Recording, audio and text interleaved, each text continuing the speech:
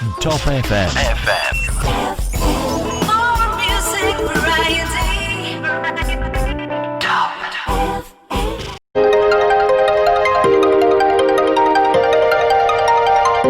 95.1 Radio Top FM Bumi Ayu siap mengudara, menghibur kita semua, dari yang muda sampai yang tua.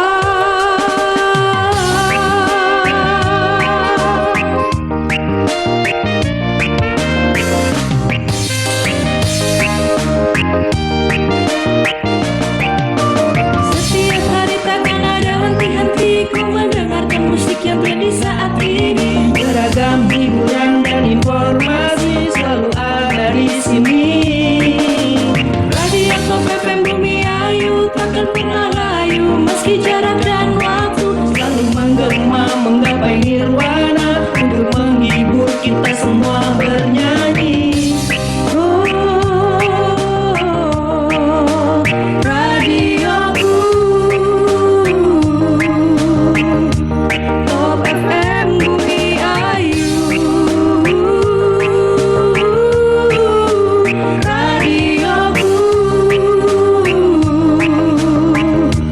Top FM Bumi Ayu. Jam 5 pagi sampai jam 1 malam, Radio Top FM selalu melesat dengan tajam. Kau jangan sampai ketinggalan, di sini kau akan bersenang-senang. Mari kita mendengarkan bersama alunan musik Radio Top FM kita, penuh imaji dan program terkini, menjadi suatu kebanggaan kita semua. Merdu suaramu menyentuh relung kalbuku, irama musikmu membuat hatiku merindu.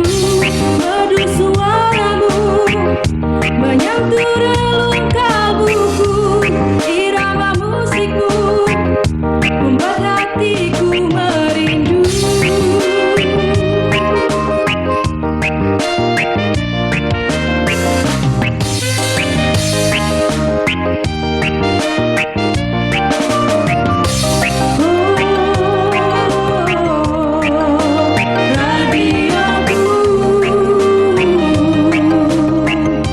Top FM Bumi Ayu.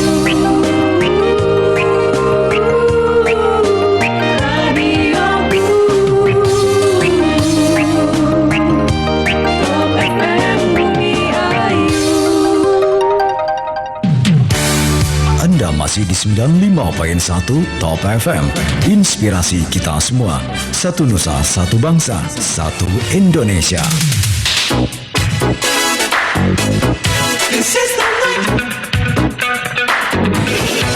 Ya, Assalamualaikum warahmatullahi wabarakatuh. 95.1 Inspirasi kita semua. Halo, apa kabar teman dimanapun Anda berada saat ini. Ya, senang sekali rasanya untuk malam hari ini jumpa lagi dengan Bayu Ahmad di spesial podcast Radio Talk Show untuk malam hari ini. Ya, seperti biasa temannya di edisi setiap hari Kamis untuk malam ini kita akan hadir untuk menemani temannya di podcast Radio Talk Show. Dan untuk malam hari ini untuk tema kita adalah galau, hadirkan Al-Quran dalam hati. Nah, untuk malam hari ini juga untuk narasumber kita masih dari Universitas Peradaban Bumi Ayu, ada Pak Muhammad Lukman Arifin. Kita sapa dulu untuk narasumber kita. Assalamualaikum Pak Muhammad Lukman Arifin. Waalaikumsalam warahmatullahi wabarakatuh. Sehat Pak? Alhamdulillah sehat-sehat selalu. Wah, ini ceria banget ini untuk malam hari ini. Walaupun hujan tadi berangkat hujanan ya Pak? Oh iya, tadi agak gerimis gitu suasananya, tapi ini jadi penawar galau kan. Ya, karena memang tema kita untuk malam hari ini adalah galau gitu ya. Ya, Pak Arifin, untuk di Universitas Peradaban udah lama? Udah dari tahun 2014 Ah, ya. 2014 ya udah lama ya, berarti sekitar 6 tahunan ya. Iya betul. 6 tahun. Dan asli mana Pak? Oh, saya aslinya jauh, jadi muhajirun ini, Oh, pendatang. Jadi saya aslinya Blora, Blora. terus Wah. kemudian melalang buana dan akhirnya berlabuh di Universitas Kota Bumi Peradaban. Peradaban ini. Oh, berarti anak istri berarti ikut ke sana nih? Iya udah asli sini kalau istrinya. Oh, asli sini. Iya. Ya, Pak Lukman, untuk malam hari ini tema kita adalah galau. Ya, hadirkan Al-Quran dalam hati. Ya, memang untuk kondisi-kondisi saat ini memang biasanya untuk perasaan galau-galau ini memang menjadi hal yang mungkin manusiawi dimiliki hampir semua manusia. Dan ini tentu ini sebagai dosen studi Islam Universitas Peradaban Bumiayu, ini memang untuk Pak Muhammad Lukman ini menjadi tema kita gitu ya, untuk malam hari ini. Ya, Bang Lukman, mungkin sejarah dari berdirinya untuk pendidikan Islam di Universitas Peradaban, Pak. Mungkin sedikit bocoran. Oke, terima kasih. Jadi memang Universitas Peradaban ini adalah salah satu universitas yang memiliki ciri, termasuk diantaranya adalah ada diberikan mata kuliah studi Islam. Di sini memang sejak awal punya komitmen universitas dan seluruh akademika ini untuk diberikan wawasan tentang keislaman, termasuk diantaranya adalah tentang studi Islam kepada mahasiswa. Dan ini cukup memberikan wawasan yang sangat penting, baik dalam segi keilmuan sekaligus untuk bisa membekali tentang karakter yang sangat dibutuhkan untuk baik generasi sekarang itu. Gitu. Ya, dan ini untuk pendidikan Islam ini tidak semua kampus memilikinya ya, Pak? Mungkin. Ya, sejauh yang saya tahu memang untuk seluruh kampus di Indonesia memang harus menempuh pendidikan agama. Jadi 2 SKS. Hanya saja di Universitas Peradaban ini sampai 3 SKS. Plus ada juga muatan bahasa Arabnya. Jadi memang keunggulannya adalah selain memang ada mata kuliah studi Islam yang SKS-nya lebih besar daripada perguruan tinggi yang lain, plus ditambah dengan kemampuan bahasa Arab itu. Oke, ya, dan ini menarik tentunya untuk Top Mania semuanya, dan untuk yang ada di rumah, khususnya untuk para mahasiswa dan juga mahasiswi Universitas Peradaban Bumiayu, untuk malam hari ini Pak Lukman, kita juga bisa disiarkan secara langsung di video streaming, Pak. Jadi untuk teman-teman mahasiswi Universitas Peradaban Bumiayu bisa menyaksikannya di channel YouTube Top FM dan juga Facebook Top FM Bumiayu. Dan ini tentu untuk Top Mania juga nanti bisa berinteraktif di 0856 020 37951, atau juga bisa nanti berinteraktif ke nomor HP-nya Japrinya Pak Lukman ya, Pak. Ya betul, ini udah banyak milenial yang galau kan. Ya, sebenarnya arti galau sendiri ya, kita masuk di inti dari tema kita, Pak. Ya, arti dari galau ini sebenarnya apa sih, Pak? Mungkin karena memang manusiawi atau memang perasaan kita saja gitu. Iya, galau ini sejatinya juga hampir secara psikologis hampir semua orang juga memilikinya ya. Galau itu diartikan ya resah, gundah, gulana gitu. Kalau orang-orang tua dulu mungkin maknanya agak begitu ya. Iya, betul. Tapi kalau anak sekarang ya identik dengan galau, dikit-dikit galau. Apa-apa galau gitu ya. Jadi galau ini sejatinya memang satu sisi adalah sesuatu yang psikologis, artinya satu manusiawi. Tetapi kalau misalkan berjalan secara terus-menerus dan tidak lumrah, ini yang sudah tidak manusiawi kan begitu. Jadi ada koridor yang memang masih dalam batas manusiawi, dan koridor yang lain kalau misalkan hampir setiap hari misalkan galau lah, kamu kok mager terus ini kenapa galau? Mager terus-terusan ini kan males gerak itu kan. Nah ini berarti perlu diobati. Nah, kan. Tapi kalau masih dalam taraf normal misalkan kadang-kadang kita galau, itu wajar kan, karena tidak mungkin yang namanya manusia itu selalu meningkat.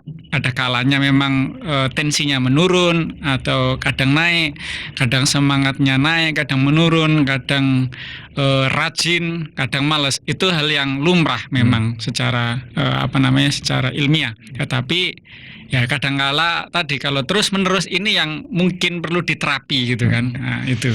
Memang bisa, Pak, diterapi untuk kayak galau, perasaan galau-galau ini. Biasanya kebanyakan cewek gitu yang galau gitu. Wah, kalau nggak tahu kalau ya rata-rata cewek ini sepertinya galau pun ya diderita oleh semua orang. Oh, baru semua orang ya? ya? Saya rasa semua orang, tidak ada bedanya ya. Entah itu yang laki-laki atau perempuan. kemudian juga baik orang tua maupun remaja, baik kemudian orang yang punya banyak Hutang harta, ya, Pak? hutang, Pak. Orang yang banyak hutang ataupun mereka banyak uang, lain Ya. juga galau, Pak. Sama-sama galau. Sama gitu. galau. Jadi tidak identik orang yang secara zahir atau secara apa yang kita lihat di luar itu mereka adalah orang yang serbawah. Tidak. Ternyata galau ini juga menghinggapi semua orang, tidak hanya yang tampak dari luar itu oke-oke saja. Nah, itu yang perlu kita mengerti gitu. Kemudian bahaya dari penyakit galau sendiri apa, Pak? Mungkin untuk kita semuanya gitu, khususnya untuk manusia. Apakah itu dari bisikan-bisikan setan atau apa gitu, Pak? Nah, dari bisikan mana ini?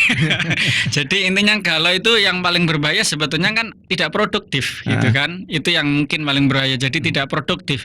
Sedangkan kalau kita ingat makna dari sebuah kita diciptakan sebagai manusia, fungsinya adalah memang untuk bergerak, untuk produktif. Bekerja, belajar, kemudian berdikari, menciptakan peradaban, memberikan kontribusi, menyelesaikan persoalan, ini kan gitu.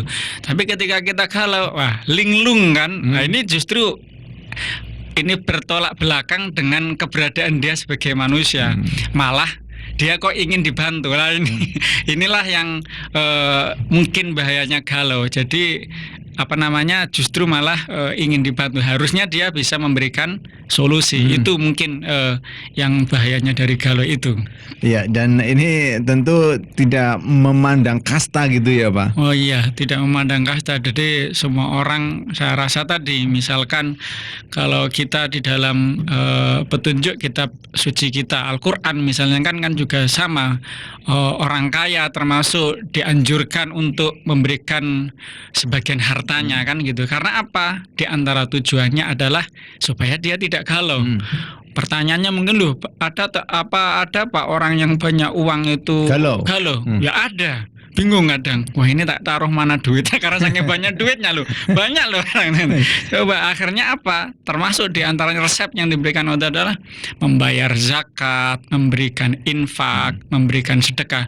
Apakah pengaruhnya? Ada. Secara psikologis itu bisa melapangkan dada. Jadi tidak termasuk manfaat yang lainnya, mengurangi keserakahan. Karena sejatinya sebagai manusia diberikan berapapun ya kurang kan. Nah, kalau dengan diberikan ini kepada orang lain itu banyak tinjauan secara disiplin ilmu nanti itu juga bisa mengurangi kegalauan itu. Jadi kalau disebut hampir semua orang ya bisa saja mengalami galau itu. Ya mungkin sebab dari galau sendiri apa? Mungkin perasaan-perasaan kita sendiri memang dari lubuk kita sendiri, atau memang lingkungan juga berpengaruh, atau mungkin keadaan juga berpengaruh, Pak? Iya, tentunya kalau kita melihat galau itu sendiri ya dari banyak faktor, termasuk entah itu internal maupun eksternal kan. Faktor eksternal termasuk kalau sekarang ini ya gaya hidup termasuk kan. Wah ini pemasukannya sekian kok gaya hidupnya berlebihan, wah ini mesti galau, pasti galau itu kan. Karena tidak sesuai dengan ekspektasi ini. Karena seringkali orang itu punya keinginan, sedangkan dalam sebuah peribahasa mengatakan bahwa tidak semua yang diinginkan seseorang itu dapat dicapai gitu kan. Laisa kullu ma yatamannal mar'u yudrikuhu istilahnya. Jadi tidak semua. Akhirnya karena galau, ada temannya bisa ini, wah saya harus bisa. Ini otomatis harusnya bisa memosisikan. Apa langkahnya? Ya cari rezeki yang halal dulu baru membeli gitu kan. Jadi tidak secara instan kepingin memiliki tanpa ada usaha. Jadi faktor eksternalnya. Misalnya faktor internalnya mungkin ya dari aspek dirinya sendiri yang memang dia malas tetapi dia punya keinginan yang besar. Nah ini kan mimpi namanya. Kalau cita-cita kan enggak. Kalau cita-cita itu kan orang yang punya keinginan tetapi dia punya semangat, punya strategi, punya perencanaan. Itu mimpi. Tapi kalau apa yang mengakibatkan galau dari diri sendiri, termasuk dia punya mimpi tapi tidak punya tekad. Ini kan tidak punya pistol kan, tidak punya bahan bakar kan istilahnya kan. Nah ini yang mungkin bisa jadi faktor itu galau itu. Ya, kemudian juga kadang-kadang ya kita pribadi Pak Pak Lukman, kadang-kadang ya kita sebagai manusia kadang-kadang kita juga salah dalam langkah ketika kita galau. Biasanya ketika kita galau bahkan kita ke hal-hal yang negatif. Ini sebenarnya apa Pak langkah-langkah yang perlu ditempuh seperti tadi tema kita gitu, galau hadirkan Al-Qur'an dalam hati ini. Makanya di antara rambu-rambu yang diberikan oleh agama ini kita perlu berpegang pada Al-Qur'an. Al-Qur'an ini memberikan kita beberapa petunjuk-petunjuk di dalam hidup kita. Misalnya dengan kalau kita dekat dengan Al-Qur'an, kita baca, kita usahakan, kita rutinkan, otomatis kita semakin dekat dengan Al-Qur'an. Ketika kita semakin dekat, kita akan membaca makna-makna yang dikandungnya. Ketika kita sudah memahami makna yang dikandungnya, otomatis kita tersibukkan kepada hal-hal yang positif. Karena nilainya kan ya, positif semua kan gitu kan. Dengan kita membiasakan melakukan hal yang positif terus, otomatis yang negatif otomatis tersingkir. Jadi secara kaidahnya istilahnya, orang kalau sudah waktunya dihabiskan untuk yang positif, ada enggak yang untuk hal yang negatif? Sudah tidak terpikir. Nah, tetapi bagi orang yang memang tidak punya waktu yang positif, pikirannya masih ngalor ngidul kan, karena tidak punya tujuan. Tetapi ketika kita mengisinya, misalkan tadi dengan membaca Al-Qur'an setidaknya dalam satu hari, entah semampunya lah, apakah dia dalam satu hari bisa 5 juz, kalau tidak mampu 1 juz, kalau tidak mampu lagi ya 5 lembar, atau tidak lagi 1 lembar, atau tidak lagi ya 1 ayat gitu. Setidaknya ketika kita sudah membiasakan tersebut itu dan menjadi kebiasaan, insya Allah itu akan menjadi kebiasaan dan itu bisa membimbing kita dan mengurangi hal-hal yang negatif itu. Jawaban saya. Ya, dan ini tentu galau ataupun ketika hadirkan Al-Qur'an dalam hati ini, ya apakah dalam kondisi sholat juga termasuk Pak? Termasuk diantaranya otomatis sholat sendiri itu kan memang termasuk memberikan banyak manfaat ya. Mengapa kemudian kita sebagai umat Islam diwajibkan menjalankan sholat 5 waktu. Dan menurut para ahli pun kenapa tidak disatukan waktunya kan. Ada subuh, zuhur, asar, maghrib, isya. Nah ini waktunya pun ada. Karena apa? Di antara salah satu hikmahnya karena memang rutinitas manusia itu memang butuh istirahat. Coba bisa bayangkan dalam seharian full dia bekerja, otomatis dia akan kecapean, maka termasuk dengan sholat. Lah, dengan adanya sholat seperti ini memberikan banyak manfaat, termasuk di antaranya adalah mensegarkan baik pikiran maupun hati. Jadi dengan semakin segar hatinya, pikirannya, maka otot, badan dan geraknya otomatis semakin sehat. Anggap saja kalau misalkan kita dalam dunia elektronik sekarang teknologi, kalau sebuah mesin, katakanlah ini sebuah ilustrasi yang saya berikan, mesin seharian penuh on gitu kan, apa yang terjadi? Tentu untuk menyegarkan kan perlu direfresh gitu kan istilahnya. Saya tidak menyontohkan itu, ini hanya semacam bagian untuk menjelaskan sebagai ilustrasi gitu kan. Jadi dengan kita sholat kemudian mengingat Allah sang pencipta kita, maka seakan mengembalikan kita tujuan utama kita diutus di dunia ini.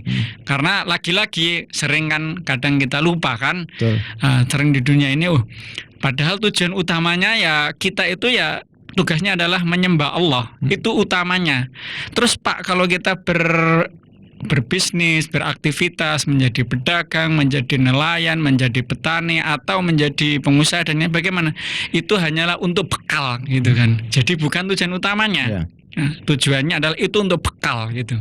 Nah, itu mungkin yang dari jawaban saya. Ya, kan mungkin nah ini juga mungkin kadang-kadang seperti disampaikan Pak Lukman tadi, manusia kadang-kadang dilupakan ini loh Pak. Kadang-kadang dilupakan. Ini juga menjadi sumber galau gitu ya ketika kita diutus sebagai holik di muka bumi ini, khalifah di bumi ini, kemudian kita bahwa duniawi ini menjadi satu bekal kita, harta kita menjadi bekal kita, ilmu kita menjadi bekal kita, tapi kadang-kadang kita lupa gitu loh Pak. Nah, ini juga menjadi kita akan menjadi malapetaka bagi kita, dan galau ini yang juga kadang-kadang membawa petaka ini loh Pak.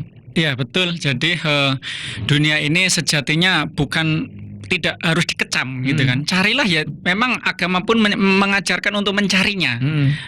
Hanya saja jangan jangan melampaui batas kan begitu. Jadi agama ini itu memang diperuntukkan untuk manusia pun, ini tidak lantas kemudian manusia di dunia ini hanya untuk ibadah terus, malah tidak sesuai dengan agama, justru itu. Jadi yang sesuai adalah mensinergikan antara agama dan akhiratnya, mensinergikan antara dunia dan akhiratnya. Jadi kalau fokus dunia terus, ya tidak bagus. Akhirat terus lupa membantu tetangganya, ya tidak bagus juga kan gitu kan. Ini terus, lah ini nggak pernah makaryo gitu, nggak pernah kerja loh. Itu juga nggak bagus juga. Jadi banyak penjelasan dari sebuah hadis di mana ada beberapa sahabat kemudian diluruskan Nabi. Saya aja ya kadang istirahat, kadang tidur, kadang bangun malam, kadang puasa, kadang berbuka. Apa artinya? Di situ Rasul ingin menjelaskan bahwa manusia di dunia ini memang harus sinergi, tidak hanya untuk untuk akhirat iya, tapi dunia iya. Jadi tadi apa yang disampaikan oleh bahwa kadang memang kita yang membuat kita lupa karena tadi menaruh ekspektasi mimpi yang terlalu besar gitu kan lah. Sedangkan kita melupakan tujuan utama kita dicipta itu. Ya baik, teman-teman masih di 95.1 dan juga masih bersama Bayu Ahmad di Radio Podcast untuk malam hari ini ya, dan masih ada Pak Muhammad Lukman Arifin. Beliau adalah dosen studi Islam Universitas Peradaban Bumiayu, dan untuk tema kita adalah galau, hadirkan Al-Quran dalam hati. Ya ketika Tomani memang sedang galau, ya ini biasanya Tomani kalau sedang galau banget. Nah ini harus Tomani harus ingat Al-Quran dalam hati kita. Jadi seperti disampaikan Pak Ari Lukman tadi bahwa ketika kita sedang galau, ayo kita ingat Al-Quran, dan ini akan membuka hati kita, kemudian juga akan sedikit lockdown gitu ya, hati kita akan sedikit lockdown, kemudian juga akan merefresh lagi untuk pikiran kita. Dan untuk teman ya, sebelum kita lanjutkan untuk bincang-bincang kita, masih banyak hal-hal menarik di malam hari ini, tapi jangan kemana-mana terlebih dahulu karena kita akan jeda sebentar, ada beberapa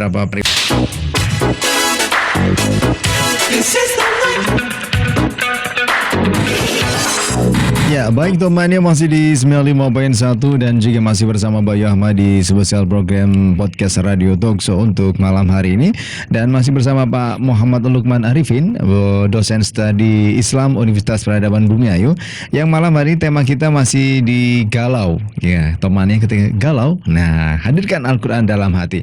Ya Pak Lukman, ini ada pertanyaan dari teman-teman mahasiswa Universitas Peradaban Bumiayu, ini dari Mbak Widya. Ya ini pertanyaannya, bagaimana cara menumbuhkan Al-Quran pada anak yang sudah asik dengan dunianya? Ini memang kita sebagai orang tua memang menjadi satu prihatin juga mungkin Pak. Saya pribadi juga kadang-kadang prihatin juga dengan kondisi anak kita yang sekarang ini lebih asik dengan dunia gadget, kemudian juga kalau masih dengan teman-temannya mungkin masih lebih baik gitu ya. Tapi sekarang dia lebih cenderung kayak kecanduan gadget. Nah ini bagaimana caranya Pak untuk menumbuhkan Al-Quran dalam anak ketika sudah kecanduan seperti ini? Oke, jadi ini pengalaman beberapa hal ya yang saya lakukan sendiri gitu kan. Memang salah satu yang perlu kita mengerti itu adalah bagaimana memahami psikologi anak itu menjadi penting. Ya. Ketika anak memang dunia main game, main HP, mengapa itu menarik? Karena ya memang menarik gitu kan. Jangan tidak hanya anak-anak, orang tua pun menarik. Menarik, nah, betul. Caranya adalah berikan yang menarik lagi gitu. Dengan cara apa? Ya apa yang membuat mereka menarik, termasuk saya sendiri. Ini kan kita tahu kan anak-anak ini sekarang ada sebagian sudah nggak pada masuk sekolah kan Pak ya. Betul. Otomatis berarti kita di rumah apa ya, kalau saya ajak mereka kebun dengan membaca Al-Qur'an. Nah, dengan berkebun sambil jalan-jalan itu tidak ada masalah. Yang penting kan mereka dunia anak ini ya memang harus enjoy. Jadi tidak lantas kemudian kita mengajarkan Al-Qur'an di kamar ya jenuh, tidak menarik. Ya, ajak mereka kebun, kasih mereka sambil minum apa yang enak, terus kemudian juga kasih jajan. Jadi sesuatu yang bisa menarik termasuk itu. Saya ajak jalan-jalan Pak, kadang saya ajak ke stasiun melihat kereta, ayo sambil kemudian kita membacakan ayat Al-Qur'an, dia mendengarkan. Jadi anak itu tidak bisa dipaksa ketika mereka misalnya tidak mau, ya udah begini ya sayang, misalnya kita bilang kepada anak kita, udah kamu nggak usah ngaji, tapi bapak yang ngaji. Akhirnya kita yang ngaji, kita membacanya. Itu termasuk juga bisa membuat sesuatu yang menyenangkan bagi diri. Atau juga dengan, kalau saya sendiri kemarin beli beberapa juz amma, tetapi warna Pak. Jadi warna, karena apa? Namanya psikologi anak, kalau nggak ada gambarnya nggak menarik. Betul. Saya beli Betul. buku-buku juz amma yang warna, yang full color, sehingga Dan mungkin ada gambarnya gitu. ada gambarnya. Jadi dia itulah dunianya. Kalau kita misalkan ingin membuat menjauhkan anak dari gadget dan yang lainnya, dan tidak bisa memberikan solusi, ya tidak akan menarik ya Pak. Ya. Sama halnya kita kan, kita tidak akan bisa karena nggak ada yang menarik. Kalau ada yang menarik, anak mau gitu kan. Bahkan kemarin misalkan, atau mungkin cara yang halusnya begini, ini masih jauh. Jadi misalkan kamu boleh main YouTube, kamu main game, tapi ngaji dulu. Wah itu terus anak saya lakukan seperti itu. Belum apa-apa minta ngaji terus Pak. Saya ngaji terus karena apa? Dia inginnya mau main game. Enggak masalah, yang penting kan ada ngajinya. Itu kan lagi proses. Karena kalau kita sekarang hampir nyari sulit lah. Tidak boleh game, tidak boleh HP, tidak boleh, sulit. Maka itu tidak perlu dilarang, tetap dibolehkan, hanya saja dikurangi dan tadi hadirkan Al-Qur'an di dalam hatinya itu. Ya, dan inti dari jawaban Mbak Widya mungkin ketika kita ingin menarik anak kita dari dunianya, ya berarti disampaikan Pak Muhammad Lukman ini tadi bahwa kita harus dapat memberikan yang lebih menarik lagi gitu ya Pak. Betul. Intinya itu ya Pak. Iya, yang menarik gitu kan. Jadi kalau nggak ada yang menarik gimana? ya normal kan? Ya, betul, apalagi betul. anak-anak. Betul. Masa misalkan mau diajak ngaji lah, yang menarik apa? Iya, betul. Kasihkan yang menarik gitu. Ya. Bahkan kalau bisa kasih hadiah yang dia menarik buat dirinya. Kalau psikologi manusia, kalau dikasih yang menarik ya mau. Betul. Kalau nggak ada yang menarik, siapa yang mau? Betul, Itu kan lumrah kan? Iya betul. Oke Mbak Widya, mungkin ada sedikit sudah terjawab untuk pertanyaannya. Ya, dan intinya Mbak Widya ya, berarti ketika akan menarik anak-anak kita, ini juga saya jadi tahu, ini baru kepikiran juga betul. Kalau kita mau ngasih sesuatu atau menarik anak kita dari hal-hal yang disukai, kita harus berikan hal yang menarik lagi. Ya betul Pak Lukman, ini saya juga bisa menjadi terbuka ini tadi. Ya, kemudian ya ini juga ada pertanyaan lagi Pak Lukman, kenapa? Oh, dari Stevina ini, Mbak Stevina, masih dari mahasiswa Universitas Peradaban Bumiayu. Ini kenapa terkadang tidak ada angin, tidak ada hujan, tiba-tiba gelisah ini Pak? Memang ini manusiawi mungkin atau gimana Pak ini? Ya, kalau tiba-tiba gelisah, kalau misalkan masih hal yang lumrah, artinya sesekali itu memang sesuatu yang wajar. Di mana manusia ya kadang memang ya seperti itulah kondisi manusia, memang dibuat termasuk di antara sifat manusia itu kan seperti halnya kita tahu tidak sempurna. Kadang putus asa, kadang males, kadang ya itulah manusiawi. Hanya saja yang menjadi catatan yang saya sampaikan seperti yang di awal, kalau terus menerus lah inilah yang mungkin perlu diobati.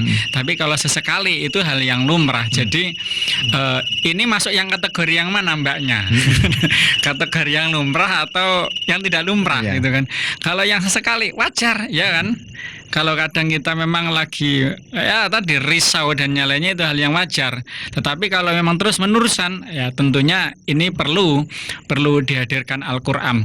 Jadi tidak otomatis dihadirkan dalam Al-Qur'an membaca terus kemudian sembuh ya. Resep yang dimaksud dengan dihadirkan Al-Qur'an ini berarti kan kita mencoba untuk memahami isi-isi dan makna-maknanya. Ya, itu termasuknya. Ya mungkin, nah kalau tiba-tiba gelisah ini Pak, kayak Mbak Stevina ini gimana Pak? Tiba-tiba kita tahu-tahu aku jadi kurang mood, jadi galau gitu, gimana Pak? Ya kalau kita misalkan terjadi kondisi semacam itu, pastinya ya kita gunakan pada hal yang positif itu. Karena kalau kemudian kita tanpa punya semangat, tanpa punya daya, dan kemudian kita terus-menerus seperti itu, otomatis kan akan mengarah pada hal yang negatif. Biasanya begitu. Maka ya alihkan kepada hal yang menarik. Kalau saya sendiri misalkan saya galau nih, kadang kan ketika saya pernah menjadi mahasiswa, wah ini tugas banyak atau kayak tiba-tiba ya enggak punya hilang semangat gitu. Hilang semangat, hopeless, enggak ada punya apa gitu. Saya jalan-jalan kayak yang positif. Misalnya termasuk di antara saya dulu itu sering pas waktu kuliah di Jogja itu Mas itu ya. Saya lihat pesawat Mas. Jadi cuman itu. Oh iya ya. Jadi alihkan kepada sesuatu yang menarik juga. Sesuatu yang bisa, oh ya, saya itu sangat menikmati ketika lihat pesawat naik itu. Oh iya ya. Itu termasuk. Jadi coba arahkan kepada sesuatu. Terus kemudian juga kadang memang ya tadi lumrah ketika kita di rumah terus ya memang jenuh. Ya refreshing, piknik lah kata orang kan begitu, apa nama sekarang ini ya kurang piknik gitu. Makanya sangat lumrah kita pun dianjurkan untuk piknik, jalan-jalan, bahkan agama pun menganjurkan untuk kita refreshing, bisa menikmati alam, dan inilah kuasa Allah gitu kan, kuasa Allah tentang alam raya ini. Lah itu dengan demikian kita akan menjadi menghilangkan kegalauan. Bahkan saya sendiri Pak itu sangat menikmati ketika malam itu melihat bintang Pak. Menurut saya itu lihat bintang itu bintang itu menarik sekali. Nah itu saya rasa kadang kan kita bagi sebagian orang itu enggak menarik gitu kan. Itu juga bisa melihat kita ini itu bisa mengurangi rasa ini. Nah, tentunya ketika kita melihat bintang dan hal-hal yang menjadi ciptaan Allah ini, itu akan memberikan dampak kepada kita. Maka lagi-lagi Allah itu kan ayatnya disebut ulama itu kan ayatnya adalah satu melalui ayat Al-Qur'an yang tertulis, dan yang kedua ayat yang berupa alam raya ini yang tidak tertulis tersebut. Itu menurut saya. Oke, Mbak Stevina itu ya, dan manusiawi kalau memang Mbak Stevina kadang-kadang jatuh tiba-tiba gitu, gelisah, galau gitu. Yang penting jangan kategori yang terus-menerusan gitu ya Pak Lukman ya. Betul itu. Kalau udah terus-terusan perlu diruqyah atau gimana? Ya itu ya silahkan ya tadi gunakan hal-hal yang positif aja ya. Ya baik, kembali di selanjutnya juga ada pertanyaan lagi ini Mbak Lukman, ada dari Mbak Vira. Kenapa kalau sudah membaca Al-Qur'an ketika sedang galau tapi tetap galau? Apa karena kita kurang serius atau gimana ini? Ini gimana Pak? Kita lagi galau, kemudian kita membaca Al-Qur'an. Nah, tapi tetap galau ini, Pak. Ya, jadi lagi-lagi memang kaitkan galau ini seperti yang saya sebutkan di awal, ada yang sifatnya memang sementara, ada juga yang galau misalkan memang permanen, ada faktor-faktor lain gitu, artinya tidak galau yang wajar kan gitu kan. Nah kalau misalkan sudah membaca Al-Qur'an ya bisa jadi karena memang belum bisa meresapinya, dan perlu dipahami tidak serta-merta saya galau karena punya utang, baca Quran ya. Kalau belum disauri ya memang galau kan gitu kan. Nah, makanya otomatis temukan dulu solusinya. Misalkan ya inilah anjuran Al-Qur'an, di mana kita misalkan jalin komunikasi dengan orang tersebut. Nah, dengan menjalin komunikasi dengan orang tersebut bisa jadi orang tersebut justru malah dengan serta-merta mengikhlaskan. Nah, begitu. Jadi tidak lantas kita membaca Quran selesai. Misalkan kita galau nih, oh saya galau Pak, karena tugas dari dosen kok banyak sekali.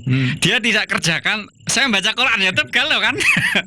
Ya, karena apa? Karena yang menjadi persoalan itu bukan ininya, tapi persoalannya itu dituntaskan. Jadi makna dari menghadirkan Al-Quran ini adalah memahami nilai-nilai yang terkandung di dalam Al-Quran sebagai payung kita dalam menyelesaikan persoalan yang kita miliki. Ya. Jadi tadi misalkan persoalannya lain, kemudian membaca iya kalau yang belum diselesaikan ya tetap galau, iya kan? Seperti yang contoh kan tadi, ini saya diminta ibu saya membersihkan rumah gitu kan, kalau nggak bersih dimarahi. Wah galau kan istilahnya, sampai mungkin orang tuanya pergi, sampai ibunya datang nggak selesai galau. Lah ya dimarahi, meskipun ibaratnya kan ya perlu diselesaikan terlebih dahulu gitu. Tahu bersih atau enggaknya nanti gitu ya. Nanti gitu kan. Ya kemudian emang ada Pak itu tadi yang disampaikan Bapak, orang ketemu orang jadi galau gitu. Bagaimana? Ketemu orang jadi galau gitu. Orang yang bikin galau emang ada gitu. Orang yang bikin galau, ya mungkin kalau orang bikin galau ya anak muda itu. Kalau anak muda kan kadang galaunya kan beda gitu kan. Jadi galau-galau semacam ini, misalkan ini terutama kaum milenial ya. Kalau misalkan sekarang misalkan remaja karena ada faktor lain, ketertarikan atau faktor yang lain, ya itu menimbulkan kegalauan, itu juga sebuah naluri gitu kan. Jadi tidak masalah. Hanya saja Al-Quran juga tidak melarang misalkan laki-laki dan perempuan itu berkenalan asalkan masih dalam koridor agama, saling mengenal. Nah, yang tidak dibolehkan itu kan hal-hal yang mengarah kepada hal yang negatif. Itu yang tidak boleh. Misalkan saya galau nih karena punya rasa misalkan. Iya, dengan seseorang cinta lah gitu. Iya, ada perasaan cinta dan yang lainnya. Apakah itu wajar ya? Sangat wajar. Memang itulah manusia. Justru kalau tidak ada cinta, loh ini manusia apa tidak ini? Justru kan. Nah, tetapi agama itu memberikan rambu-rambu jika misalkan seperti itu. Kalau misalkan sudah punya umur, misalkan sudah cukup, terus kematangan psikologi sudah ini, terus kemudian ada faktor artinya sudah ada hal-hal yang dipikirkan sudah matang, berarti ya tinggal disampaikan ya tidak ada masalah. Misalkan galau, boleh nggak perempuan menyampaikan laki-laki ataupun sebaliknya sama, tidak ada masalah dalam agama. Jadi yang mungkin dipahami sebagian orang, misalkan perempuan menyampaikan sesuatu kepada laki, perasaan itu tidak boleh, tidak apa-apa. Justru dulu itu nggak apa-apa, seorang perempuan pernah menawarkan ya Allah ya kepada Nabi kalau tidak salah itu kan diminta dinikahi gitu. Jadi dari situ bisa menunjukkan bahwa sesuatu yang boleh, sesuatu yang halal itu tidak dilarang gitu kan. Dari kembali ke pertanyaan tadi, jadi kalau misalkan kita terutama tadi kaum milenial ada sesuatu yang membuat galau, perasaan cinta dan yang lainnya, ya kalau misalkan sudah dirasa cukup matang dan faktor-faktor yang lainnya bisa disampaikan kepada keluarganya, kepada walinya atau kepada ya keluarganya tadi tersebut. Jadi sehingga rasa galaunya itu hilang. Tapi kalau misalkan belum umur, ya berarti dialihkan kepada hal yang lain kan, yang begitu positif, kan? Yang gitu. positif gitu. Ya, dan intinya berarti ketika kita memendam perasaan yang membuat galau, kita ungkapkan aja gitu ya Pak. Iya betul. Jadi selama itu hal yang baik lah ya. Kecuali yang mengarah ke yang negatif tentunya dilarang gitu kan. Ya baik, dan selanjutnya juga ini ada Eka Pak Lukman yang masih dari mahasiswa Universitas Peradaban. Ini cara membuang galau dengan menghadirkan Al-Quran misalnya seperti apa ini? Ya, memang ini masih ada kaitannya dengan jawaban-jawaban yang saya berikan sebelumnya. Jadi memang tidak serta-merta menghadirkan Al-Quran kemudian kita nggak pernah membaca Quran apa-apa, pokoknya kalau baca Quran sembuh, ya nggak bisa. Makanya usahakan biar ya sebisa mungkin setiap hari itu dilatih. Jadi ilustrasi saya begini, misalkan kita tiba-tiba apa namanya ketemu orang di jalan untuk bergulat gitu kan. Terus karena kita tidak bisa bergulat, artinya kita berlatih secara instan, Ya. ingin pinter gitu kan. Nah, itu kan nggak bisa. Jadi sama. Jadi kalau kita ingin galau dan menghadirkan Al-Qur'an, tidak lantas membaca Serta-merta Al-Qur'an gitu. langsung terus gitu kan ya. Tetapi ada prosesnya. Prosesnya apa? Melalui sebuah pembiasaan. Nah, pembiasaan inilah yang diharapkan nanti itu bisa memberikan dampak dan mensehatkan pikiran, jasmani dan yang lainnya itu. Ya. Ya, termasuk tadi mungkin ya biasakan dalam satu hari membaca Al-Qur'an itu. Ya, baca ayat walau hanya satu ayat sehari. Walaupun satu ayat. Iya, walaupun satu ayat. Ini tentu menjadi satu pedoman kita. Ya, Mbak Eha ya. Jadi kalau misalkan memang kita harus latih rutin, ibarat bisa diasah setiap hari gitu ya, Pak. Iyalah ya, Iya. wajar kan kadang pikiran kita kan gitu kan. Coba dalam satu hari kalau kita ndak ini kalut kan. Betul. Misalkan kita ndak sholat ya, Ya. artinya kan ya sudah. Ya ini pikirannya sangat ini Ya, beban gitu kan. beban gitu. Tapi ketika kita sholat, diantaranya adalah minimnya biasanya agak ngantuk-ngantuk. Ngantuk apa itu sebetulnya? Itu kan penurunan tingkat ini psikologis yang awalnya terlalu kenceng, tapi dengan adanya setelah kita wudhu, kita refresh, kemudian kan kita lebih segar. Nah, makanya kadang dampaknya sedikit kadang ngantuk-ngantuk kan gitu. Tapi itu kan tensinya itu agak menurun. Sehingga tadi kembali ke tadi itu ya tadi dibiasakan dengan membaca Al-Qur'an setiap hari gitu. Ya, kemudian Pak, ini kadang kita lihat juga banyak di media-media yang kasus-kasus orang salah langkah dalam mengakhiri hidup. Ini termasuk menjadi satu kenapa mereka begitu tega mengakhirinya, karena apakah mereka ada masalah apa dengan Al-Qur'an, Pak? Atau mungkin karena mereka jauh sekali atau gimana, Pak? Ya, Ketika jadi dia mempunyai permasalahan kalau ini, kemudian dia ambil hal-hal yang negatif dengan hal-hal yang jalan pintas. Ini permasalahannya memang betul-betul jauh dari Al-Qur'an atau gimana, Pak?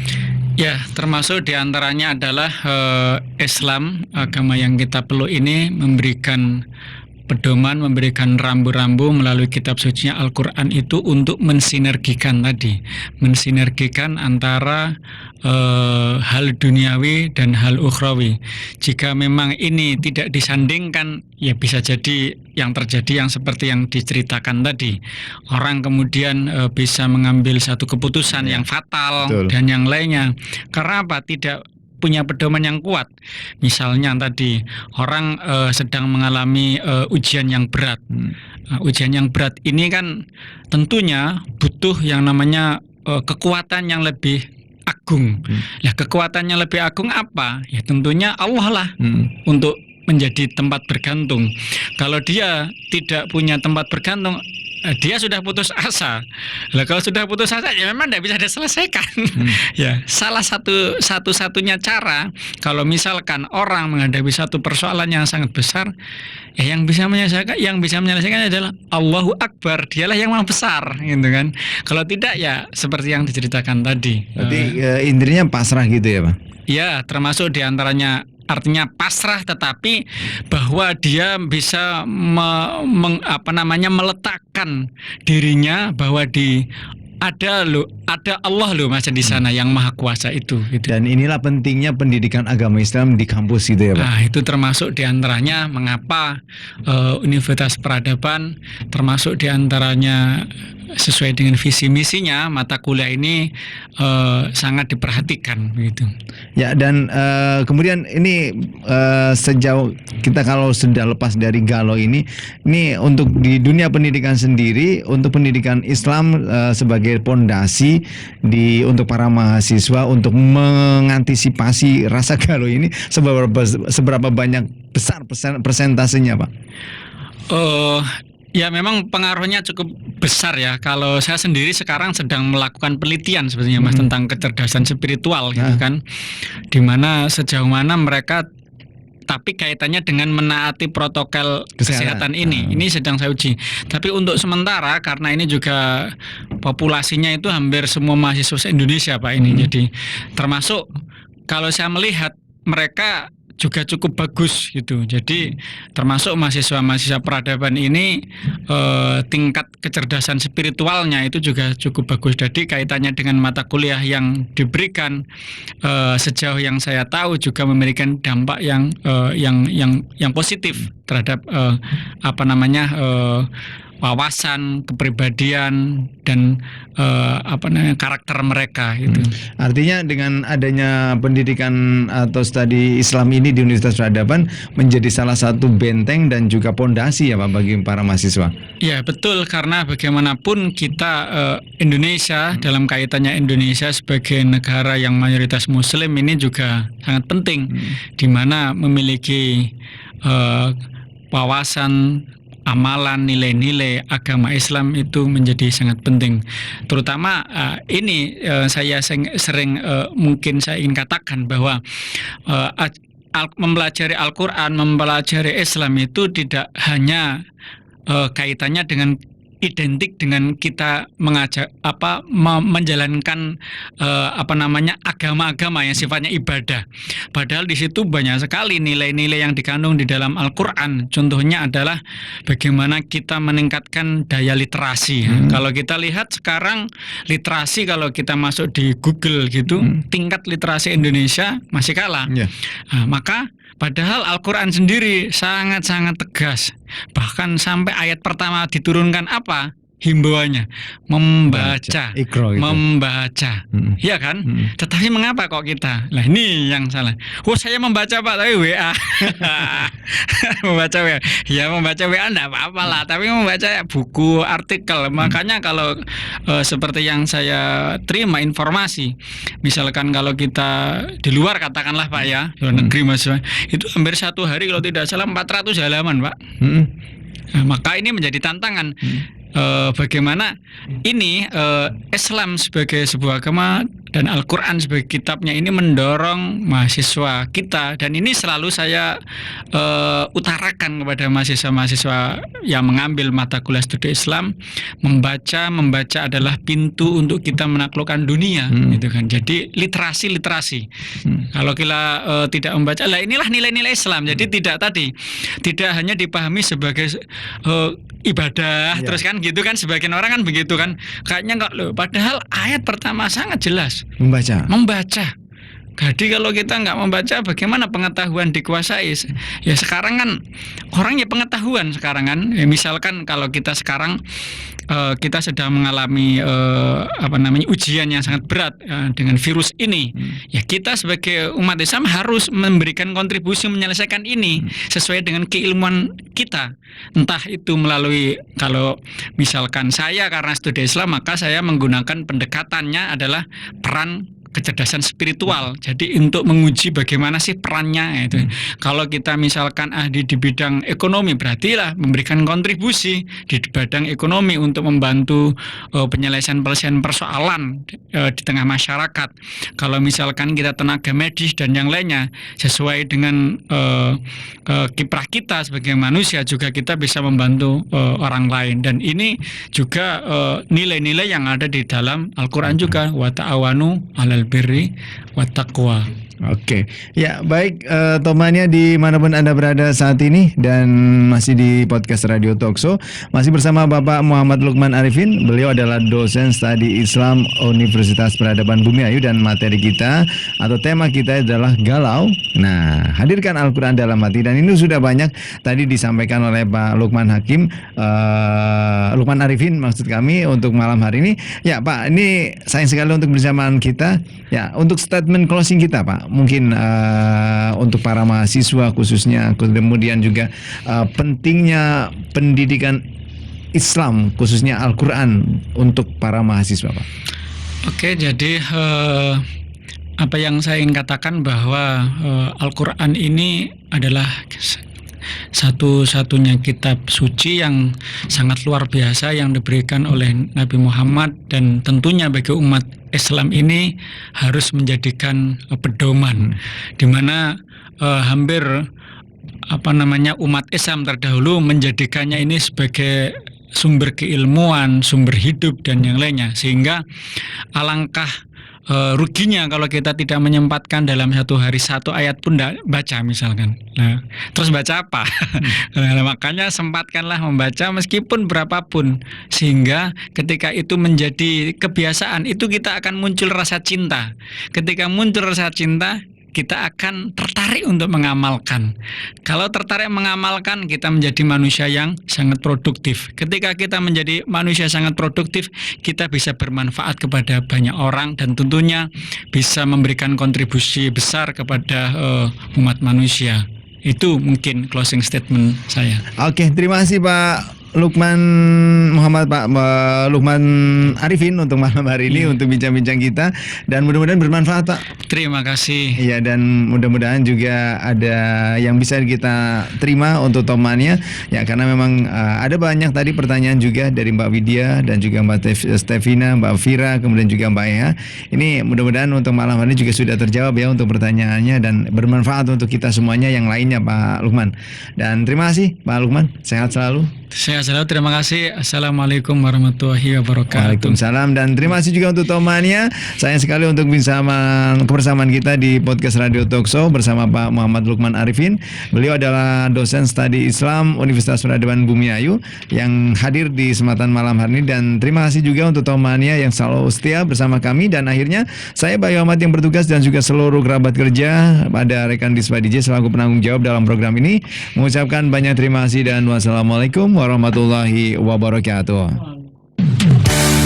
Anda masih di 95.1 Top FM. Inspirasi kita semua. Satu Nusa, satu bangsa, satu Indonesia.